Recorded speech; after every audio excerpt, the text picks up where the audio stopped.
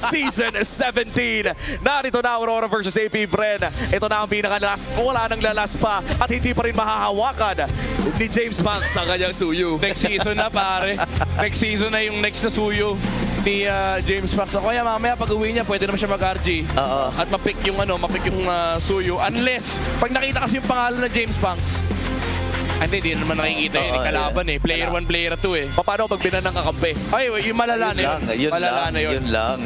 Pwede niya ibuhos lahat ng galit at gigil niya, no? O yeah, Gamit pero na lang siya ng ibang account. commended by the way yung support ni James Banks na laging nanonood ng live. Oo. Hindi man pamilya, partner niya, laging nanonood. Grabe no, makikita natin win or lose. Dito mo talaga makikita yung mga totoong day ones mo eh. Yan. Dito sa for AP Bren. And now they have a chance to end it with a bang. Potentially steal away game number 3 against Aurora. May winning interview pang kasama yan. Oo. And alam mo, ang maganda rito is nasa winning slot din sila for AP Bren. Nasa red side ang Bees. And alam naman natin kapag sinabing red side, may James Banks slot. Ay, aabangan natin yan na first pick para sa Aurora. Pwede... Magtataka pa ba tayo? Hindi na pwedeng palusutin, pre. Number 1, no? Number 1 sa balota. Number 1 sa balota. Pwedeng si Uwomi ang lumabas dyan. Oy, Harley Harley, oh. Mabilis din yan tumakbo. Oo, pwede yung Harley na yan. Alam mo, based doon sa naging performance siya ng game number 2. Ay! Talaga, pero hindi pa. Number 2 yung kinuha, pare. Grabe. Ayan, number 1, oh. Wait, ayan. pala. Nasa number 8 kasi bihira naman makapag-Harley actually din yung AP Bren. Ang nasa number 1 nila, Hylos and Phobius. Understandably so, kasi ito yung mga fast-paced heroes and also yung mga parang steady lang na wala naman masyadong counter. I would say Harley Phobius still would be a good good first 2 picks. Ayan na yung Phobius. Harley, kunin mo na. Yun. Harit ang kinuha nila. Wow, very standard red side drafting strategy na ipinagsasabay ang Harith and Phobius. Ang ganda nito. Again, kasi kung iisipin mo, counter ng Phobius yung Harit eh. Diba? So, alam ni Coach G kung ano yung mga gagawin niya dito. Aurora, ano mga kanilang kukunin? Lapu-lapo ka agad. Kina-counter yung Phobius. Ano lang to? Lane counter. Ay! Ayan na. Ako. Yung Terisla ng jungle. Teresa. Kailangan pa ba natin explain? Oo. Anong ginagawa ng Fredrit sa isang drop? Bunny! Ay! Ayan na! Ayan na! Ayan na! Pangilan? Number 5 sa balota. Number 5 sa balota. Lumusot yung James Banks, men. Ayun na. O yeah, pero ang kalaban niya dito medyo mahirap. Tama. Fredrin ni Demon Kite. Pero kasi tandaan natin, sinabi natin kanina, random yung mapa napunta sa Broken Walls. And this is, some people would argue na nanonerf ang Fanny sa Broken Walls. But over time, sinabi nila, mas nakikinabang yung Fanny sa Broken Walls. Kahit yung mga pro players, pag tinanong mo, sinasabi nila na ganun talaga. Maganda talaga ang Fanny sa Broken Wall.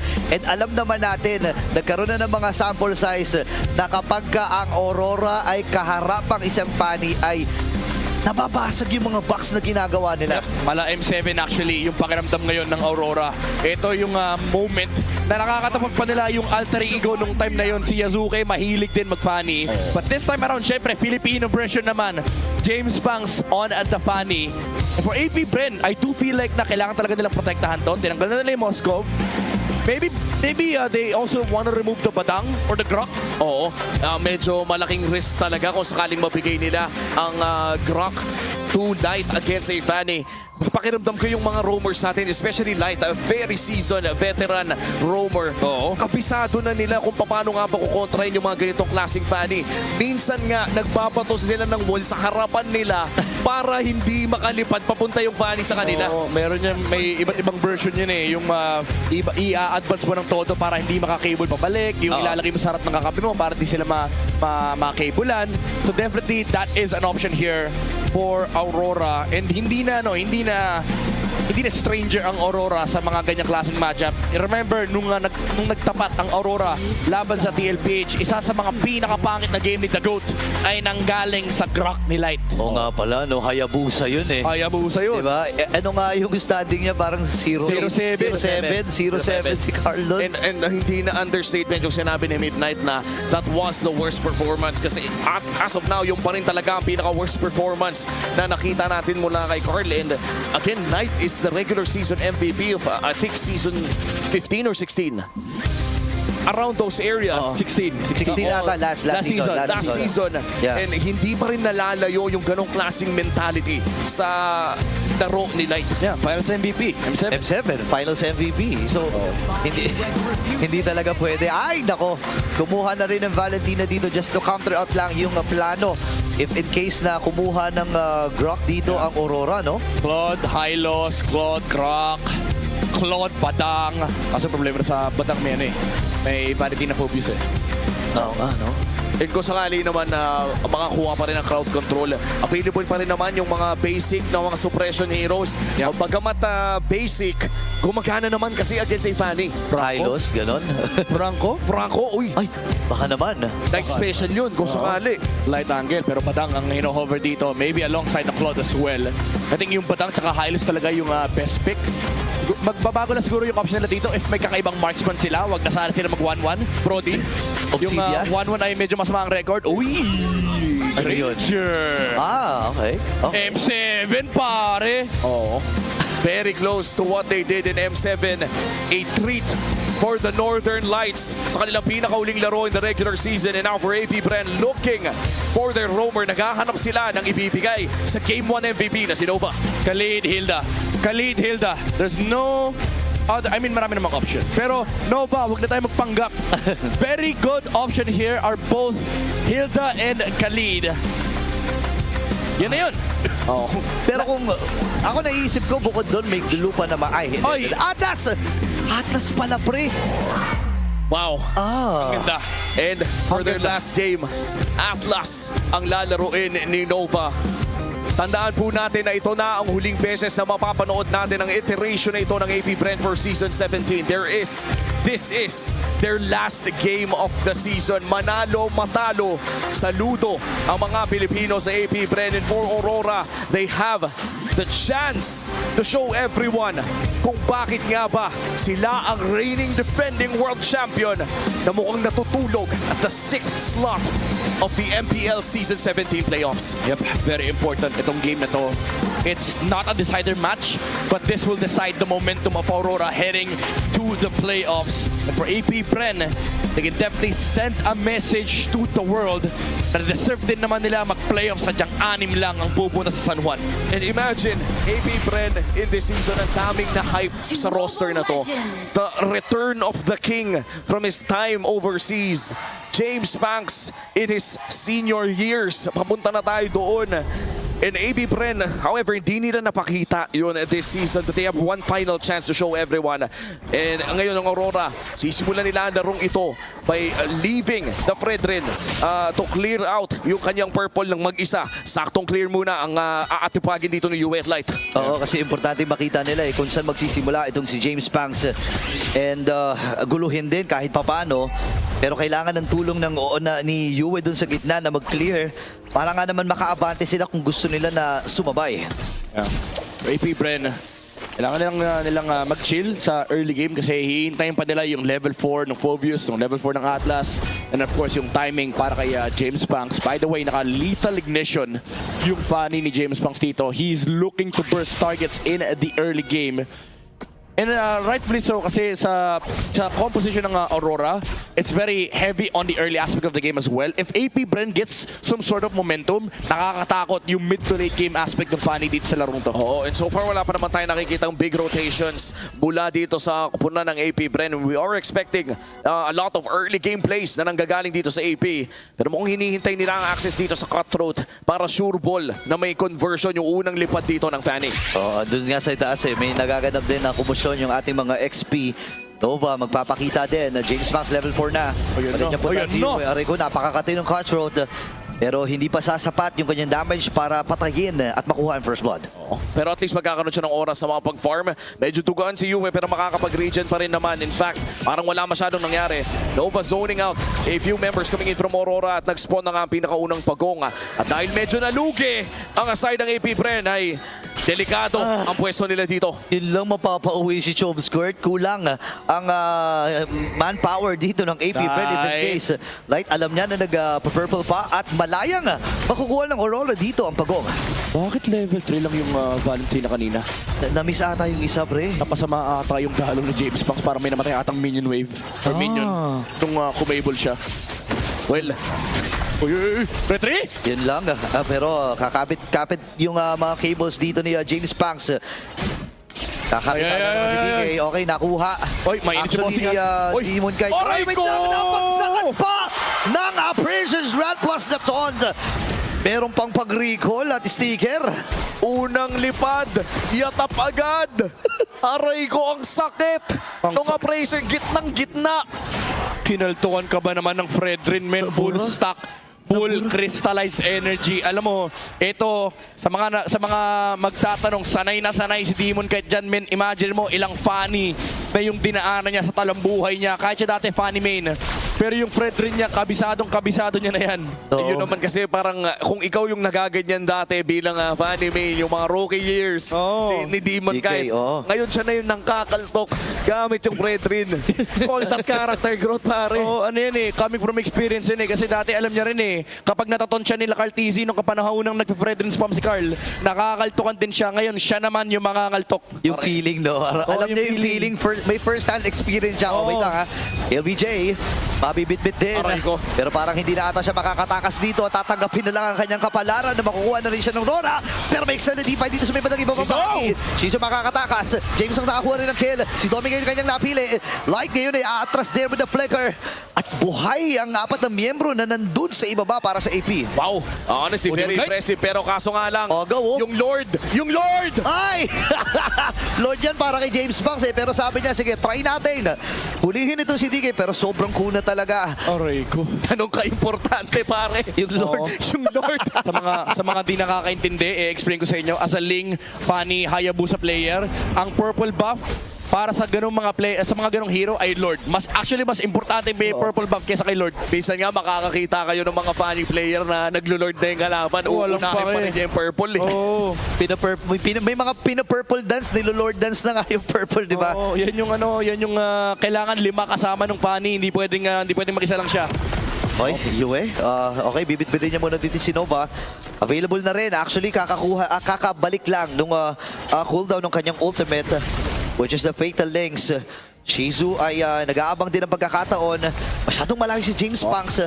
Parang ang goal lamang ata nila dito ay guluhin itong Aurora. Pinapatagal lang ata ito ng AP Bren. Wala talaga silang balak na lumaban pero tumagal naman talaga yung pag-take ng pagong na iyan. And for AP Bren, at least nakapag-farm ng matiwasay dito si James Banks doon sa kanyang orange side. Yeah, ang kailangan isipin dito ng AP Bren is kailangan nilang humarap ng mga trades. And for Aurora to maximize this lead, pwede nilang i-controlin yung buong mapa as long as hindi sila gumagawa ng risky plays sa mga side lane. As long as kasama ng Fredrin yung Granger, iwan na nila lapo sa may side lane para hindi makapag-pressure si James Banks. They're essentially shutting off the trade aspect of AP Bren's lineup. At saka parang binibigay na rin ata ng AP Bren yung XP lane para kay James Banks. Papasukin to ni Light! Ayun na, may ipit din. Fist crack. Ayun na. Ay, naku po! Huli yung Germs. Pero pumasok na rin dito si Demon Kite. Sabay atras. Oh my goodness, sayang. Malaking resource yun. Malaking resource, pre. Itutuloy pa nila to, makakalagoy naman palayo pero dahil nga wala nang available na panlaban ng AP Bren na kailangan nilang ibigay yung pwesto nila doon. James Banks versus Edward, makakalipad pa naman, konting chip damage around that turtle rather, pero mukhang makakalipad pa naman palayo si James Banks. By the way, highlight ko lang, ang ginawa ng Aurora, yung huling purple buff ni Demon Kite, di niya na pinatay yung maliit. May butete lang na nakita si James Banks. doon sa jungle side ng Aurora. Sabi niya sana, may nangyayari na sa bottom side eh. Pwede ko nang kunin yung purple buff. Pagsilip niya, ang liit lang nung nakita niya. Yung baby purple lang. Baby purple lang. Yung nakita niya doon. Oo. Alam mo, marami. Actually, si Demon kahit din, na-biktima rin ng ganyan. Na-biktima di ba? din siya niyan. Ng, yung bulate na lang yung natira. Hindi na niya nakita yung malaki. yung lizard. Oh, na-meme yun eh, di ba? And as of now, Aurora, just taking whatever they want. Kaso magkakaroon nga lang bang ng trade doon sa top side para sa bottom side. Makakalamang ng bahagya ang Aurora doon dahil nga malapit yung susunod na objective, which is the last turtle of this game. Oop. AP Bren na naghaharap ng play sa baba. Si Edward ang mukhang target. Ready yata nila mahanap ng pwesto. Teka lang, i-GG yata ni Edward to ah. Oo nga, ginamit na nila dito yung river. Pero si Nova kagad ang kanilang bibigyan. Uy, yun lang. Edward ang nakakuha ng kill. Akala ko nga kay Doming pa yun eh. Oh, di pa nag-Sky Piercer. Oy, kita nila yung Fanny. Kita nila yung Nako, Fanny. alam nila. Tinamin yan ni James Banks. Alam nila, okay. Alam Ay, din nila na Lord. kukuha ng purple. Ayan na yung Lord Dance. Naku po, aabutan. Ay, naku po. Yan, ganyan. Buti na lang. Ay, makaka-alpas pa rin at makakatakas din si James Banks. Pero ayaw talaga paglaruin ng Aurora. Na para bang peste sa loob ng bahay nila ay kinik out sa jungle. At dahil dyan, Demon kahit pa si Secure ang pinakahuling pagong ng larong ito. Perfect turtle take para sa Aurora. Ayaw na nga niya kunin yung kanyang purple dito. James Banks nagbabaka sakali din na makakuha. Pero dahil nga hindi sapat yung kanyang damage, eh hindi nila kakayanin. Pero sa ibabang bahagi, Shizu ay tinatrabaho na rin yung bottom. Yeah, trade lang talaga yung pwede nilang gawin. Oh, Demon kahit di niya na iwan yung maliit na purple buff. So may next round of purple buff cycle na pwede nga kunin ng AP Bren. Kaso ang problema ng AP Bren ngayon is magkakaroon ng Lord in 90 seconds. And ito yung moment na pwede nang kumontrol ng tempo yung Aurora. Pwede na nilang hawakan yung mapa. And same rotation yung ginagawa nila. Papadala nila si Edward dito sa may bottom side. And nahaharangan lang nila yung Fanny. They can actually brute force the push now. Ang kailangan lang nila isipin is yung counter set na pwede manggaling doon sa Atlas. Oo, and sa ngayon, no, kompleto rin naman yung mga battle spells na pares sa kupunan. Chopskirt looking for that Lapu-Lapu ultimate. Pwede na kang pasukin. Ayun na, pinagsasama na rin dito si Nova pero makakatakas with the perfect match. Kaya lang naipit din si KLBJ at bagsak na rin yung torre din sa may middle. Sa ibabang bahagi naman, may pinaplano din si James Banks na pagbasag sa ibaba. Pero dalawang torre kagad ang kanilang nakuha. Oh, reset pa yung orange buff sa Kaso na reset yung orange, makukuha pa rin naman niya kanyang pinagplanuhan at hindi rin makukuha yung torre, hindi nabasag. Medyo nakakatilt yun pero mukhang gagawin pa rin ng maraan, James Pinersa na. Banks. Pinersa na. Wala kailangan eh. Pero kahit paano makakahinga ng konti ang AP Brent. But again, for Aurora, pwede nilang i-brute force lahat ng outer towers ngayon ng AP Brent para ang maiwan na lang is yung base turrets. Oo, at mukhang kailangan na nga nilang dumipensa dito sa may bandang itaas. Flicker is available for Nova and KLVJ. Potentially, this might just be the set na hinahanap ni Nova. Flicker in! Tatlo ang nahuli pero wala pa atang reinforcement. Kaya lang, ilalayo muna dito si Nova. Habang sa gilid ay pumunta na rin dito si KLVJ. James! Oh my goodness! Patay dito si Nova. Habang si Domi kayo na maalam din! Tatlo na kagad ang tumumba para dito sa AP. Si James Banks ay makakatakas pero parang hindi yata worth it yun, pre. Oh, ang laking abala nung tinayong pader ni Light doon sa likod. Kinailangan pang gamitin pwersahin ni KLVJ. Maganda yung naging attempt dito ng AP Bren looking for the backside but Demon Cat as well canceling yung pwedeng combo, yung reinforcements ng AP Bren, that energy eruption on the backside. Kahit si James Banks napigilan niya saglit. Although nakuha pa rin naman nila yung kill kay Dominic at hindi ganun kalaki yung casualty. And that is the Lord secured para sa side ng Aurora Gaming. Perfect objective so far. All three turtles sa loob ng larong ito, yung pinakaunang Lord. Lamang na lamang ang Aurora when it comes to objectives. All-purpose din, pare. Oo. All-purpose din. Sakit mo namang magsalita. Sorry. Sorry sa mga funny players. Hirap ng kalagayan ni James Banks. Alam mo, ang ginagawa ng Aurora dito, ayan na. Ayaw na nilang pahawakin ng purple. Iiwan pa nga yung maliit. Gusto ko nga masilip tong ano eh. Gusto ko masilip yung isa pang purple camp eh. Oo, kung ano naman yan. Oh, James Banks! Aray ko! Tinamaan na! Ng thought mula kay Demon Kite. Pero nakabawi din naman siya kasi si Doming. Ayun na, Butete lang din, men! yung butete na lang yung naiwan. Nakakayamot mag-funny na walang purple pero nakakuha pa rin naman ng kill. And now, the Lord pushing para sa side ng Nova? Aurora. Pwede sila makakuha ng inhibitor turret. Nova looking for an angle. Walang flicker. Pero may flicker na sa ngayon. Dito si Nova, pwede na maghanap ng set. Okay, magsiset ata sila. KLVJ ay tumamba na rin! At nandun yung Fatal Links! Kaya lang iniisa dito ng AP Bren. Ang mga miyembro ng Aurora, ipinatas si KLVJ. Tatakasan muna sila. Hinahabol siya ni Kiel. Ngayon si Edward ay maiipit din. Di mo kayo napakatibay talaga. Pero pa siya na pwede gamitin dito. Nandun yung aray ko po! bumagsak din yung appreciation shot. Pero ang mamamatay, walang iba kundi si Edward. Buhay ang apat para sa Aurora. Yeah, kahit paano makakahinga dito ang Beast. Sobrang laki nung pick-off na nakuha ni James Max kanina kasi ang awkward for Aurora to push the middle lane tower kasi wala silang damage dealer. And trinay nilang i-brute force yung torre dito ng AP Bren. Unfortunately, Nova with the counter set, yung Fatal Link, sobrang naging crucial noon para umabot si KLVG at si James Max na makaharap ng extra kill. And Aurora, even though they're still leading by 3,000 gold right now, kailangan na nilang mag-worry ng konti kasi uno sa lahat, 4 na lang yung lamang ng Skyfisher dito ni Domingkite and tumataba na rin yung Harit at Fanny ng AP Bren. And look at this, no Wind of Nature, no Rose Gold Meteor mula dito kay Domingkite. Hindi niya iniisip na pwede siyang pasukan ni James Max. Full trust para dito kay Light and Demon Kite to provide protection sa kanilang marksman. And for AP Bren, pwede nilang ulitin, pwede ulit nilang subukang kunin si Domingkite dahil naging klaro na yung sagot sa tanong kung paano nga ba nila hahanapin yung opportunity against Aurora. Hinahanap din nila si James Pangs. Alam nila na may motibo si James Pangs na mag-split push. Nakakaramdam siya. And ito yung naging adjustment ng Aurora. Remember, yung laro nila against Smart Omega, ito rin yung gumulo sa kanila yung Fanny. At ngayon, nagbabody-body system na sila. Minsan si Doming at sila ay magkasama. Nagbabantay dun sa off-map. Pero ayaw na nila pahawakin talaga ng purpose si James Pangs, pre. Ayan na. Hinahanap naman na. Meron ng Oplan. Nova? James Max, Nova looking for the potential setup. Ang hapde. Okay, Demon Kite, tatama yung Todd. Binababara lang siya ni Yue. Pero Oh, Grabe nandun sila. yung Prince Crack. At si James Pangs ay namatay. KLVJ ngayon na pinagtutulong-tulungan. Stock ng Pierce para kay Doming. Ngayon nahabol nila si Jumpscare. Hindi tumama yung Landshaker pala kay Edward. Pero dalawa na lang ang natitira para sa AP. Gusto na ata tapusin ito ng Aurora to end the season with a bang. Ayan na, ginamit na yung Crimson Beacon Purifier. That's it. Well, That's it. mamamatay itong si Jumpskirt. Si Shizu na lang ang natitira. Oh, yung Pwede cannon. pa sila? Okay, mababa na yung buhay ng cannon. Aantayin nila yung next na wave.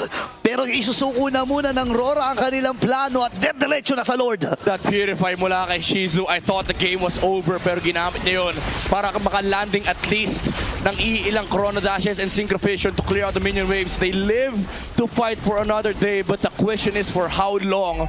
Aurora, maganda yung naging setup nila kanina. Light with the peel. Nandun siya sa katabing-katabi niya yung Granger men. Body-body system sila. Ginawa niyang best friend si Domingkite. And niyakap niya lang yung Granger men. Sabi niya, liga rito, paprotektahan kita. After pumasok ni James Pangs, may naka-landing kagad na fist crack and hindi na combo ni James Pangs yung Granger. At yun kasi yung protection talaga na inaalay ng Aurora dito kay Domingkite. Kaya naman kahit ni last item na niya, yung Rose Gold Meteor na to, hindi masyado nagmatter.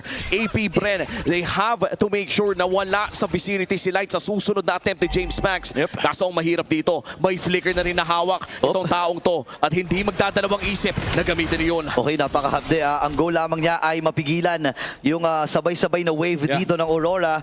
Yung middle ay papatungo na sa gitna at yung top lane ay medyo malayo-layo pa.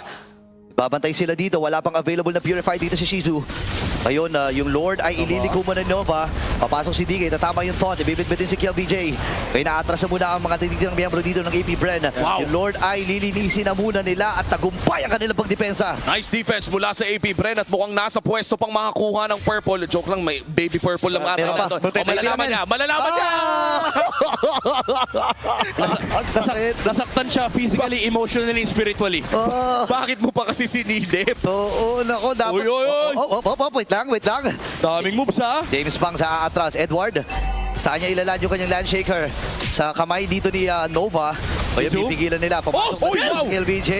At nag-aantay lamang ang AP Bren ng oportunidad. James Bond! Sa likuran, meron na doon yung Beast Break and Beast Crack. Oh my! Siya ay mamamatay sa kamay ni Doming. KLVJ nakabawi din naman. Jumpskirt! Habang naghahabol pa rin sila dito, may immortality naman dito. Shizu! At si Shizu ay mamamatay din sa naging proseso. Kasabay pa nga ni Light. 3 miyembro laban sa 3. dito. Pero Demon Knight again with a kill. Kill BJ ngayon ay kailangan ng kumapit. At naubos na ang Hive. Nag-aantay na lang ng pagkakataon ang Aurora na tapusin ang laban na ito sa pinakahuling serye ng regular season. Aurora seizes the win.